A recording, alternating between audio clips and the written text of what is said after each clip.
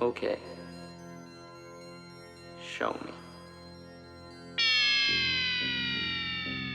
Hi there, ladies and gentlemen. Welcome back to the DutchRC channel, and I have a box. Well, actually, I've got two boxes, and I'm showing you this because it's and I'm showing you that second box because it is a bit significant. I got this Hiee. Is it pronounced like that? I'm not really sure. But I got this from Banggood, and it comes in two boxes. So I'm not completely sure that if you order this goggle from other suppliers, if you also get this supplementary box. In this second box is an alternate faceplate. Obviously I'll show you everything that comes with the goggle and the alternate faceplate in a minute. Let me first show you what the goggle looks like on someone's head. Here we go. And as you can see, it is a smaller goggle, much like the Fatshark goggles. It's not a box style of goggle. This one has two little screens, and it is a diversity FPV goggle. As you can see, two antennae, real diversity, not antenna diversity. Now, like I said, an alternate faceplate. And here's what the goggle looks like with that alternate faceplate. And yeah, it looks a little bigger like this. And it also has an inbuilt fan with that alternate faceplate.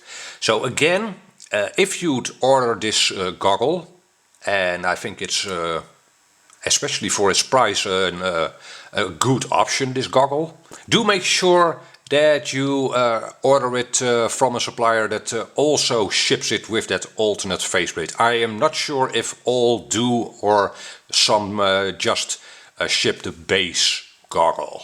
Okay, and here is a closer look of this Hiee goggle. It's a kind of a new player in the FPV goggle scene. Hiee has been making FPV screens for a while, about 3 years I think.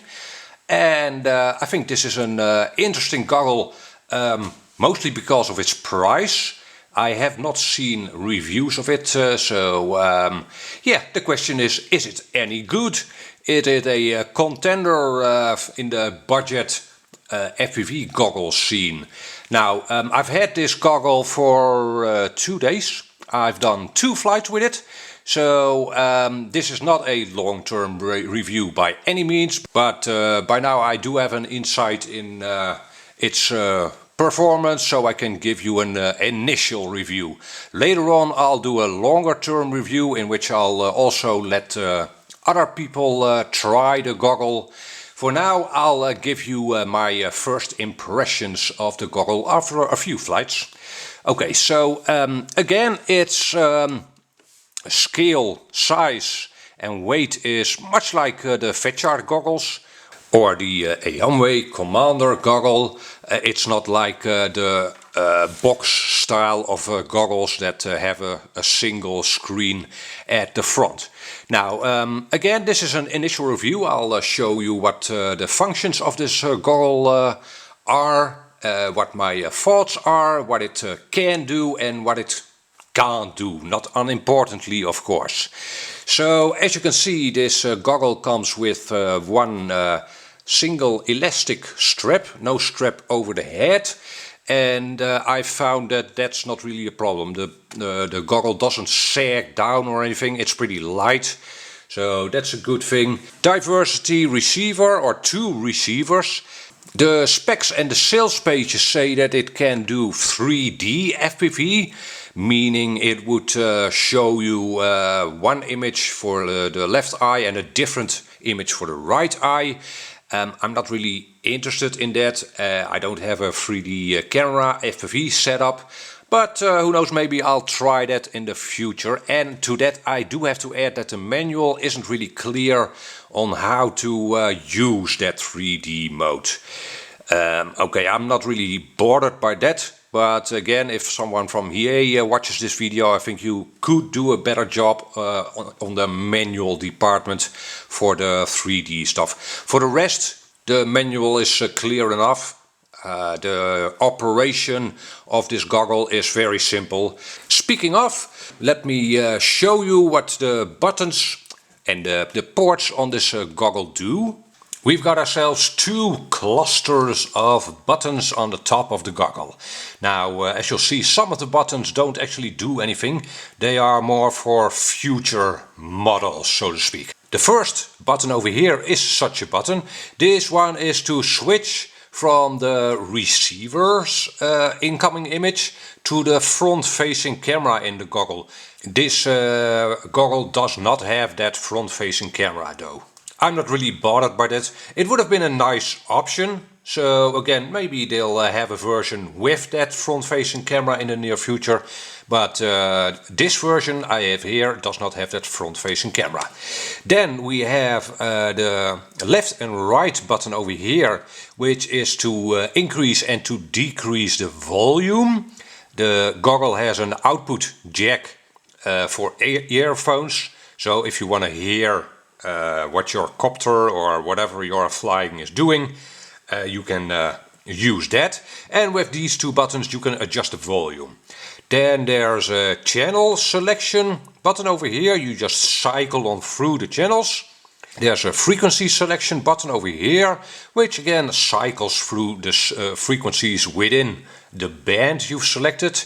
And in the middle you've got an S button, which, yes, it's for an auto search. Very nice. I'm very glad this goggle has frequency auto search. Very convenient. On the right side of the goggle we've got contrast, up and down buttons over here for the screen. We've got brightness, plus and minus. So that's very nice. Standard settings were pretty good, I think, but it's nice to be able to change those.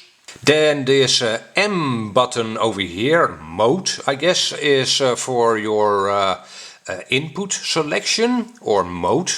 This is for instance used to switch between 2D and 3D, to switch between the built-in receiver or receivers and external input.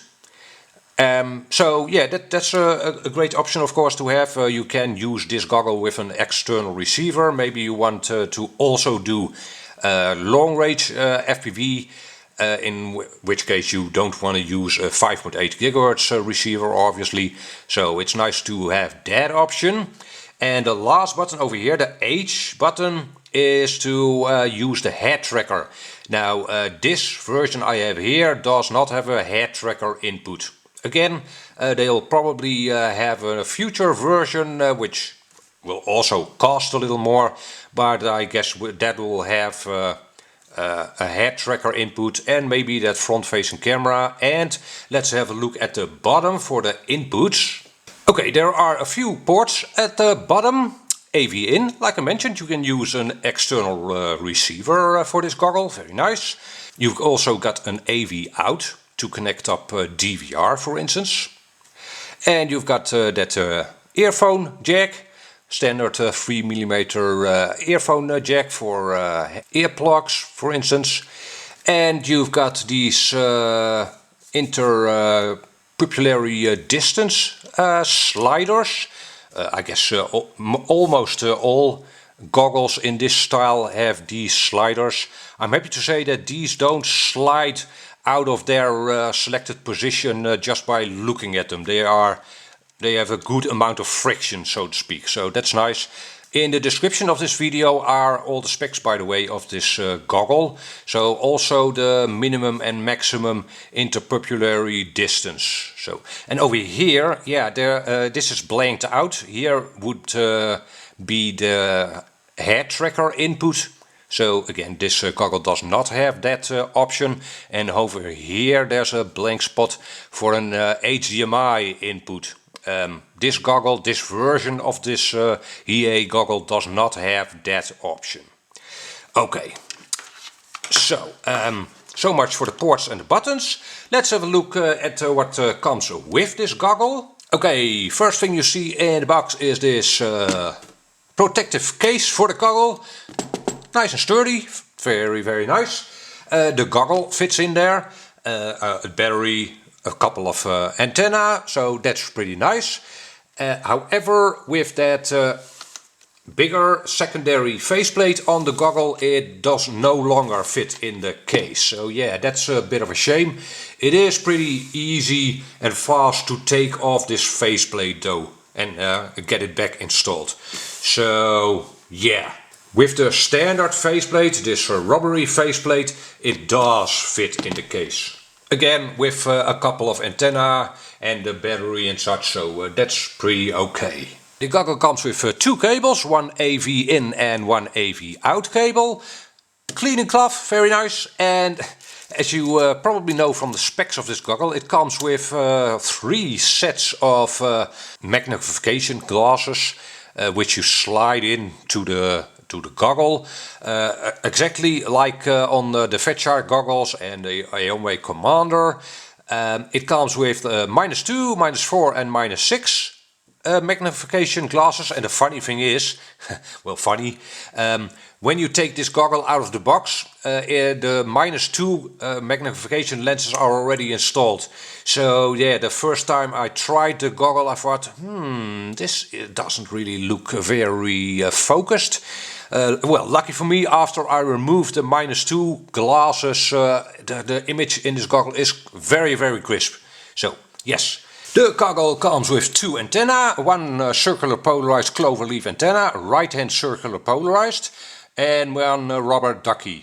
Yeah, well, if you, for instance, fly tiny whoopses that don't have a circular polarized antenna, this would be the antenna of choice.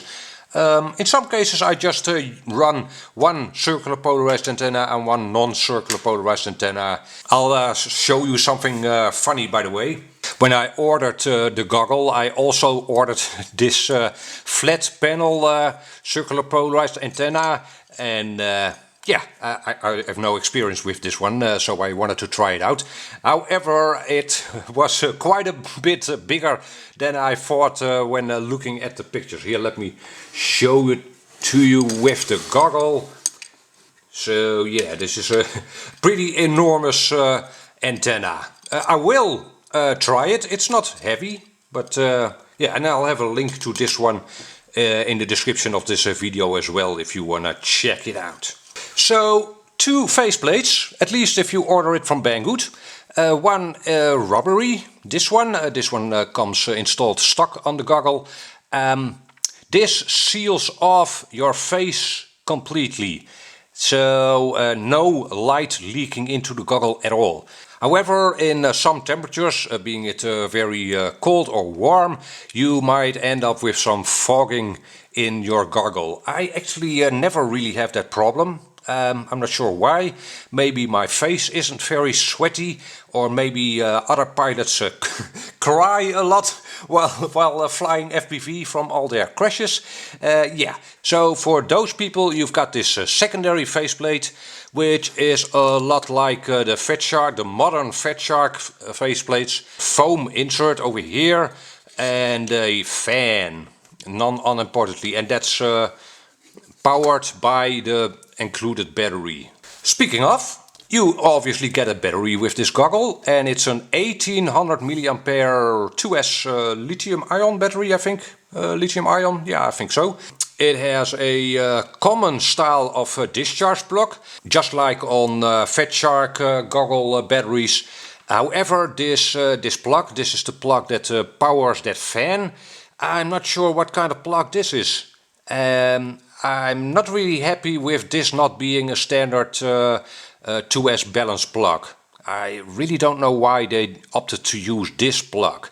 So if, for instance, you have a battery like this from Fatshark goggles that have a 2S balance plug over here, yeah, you can't.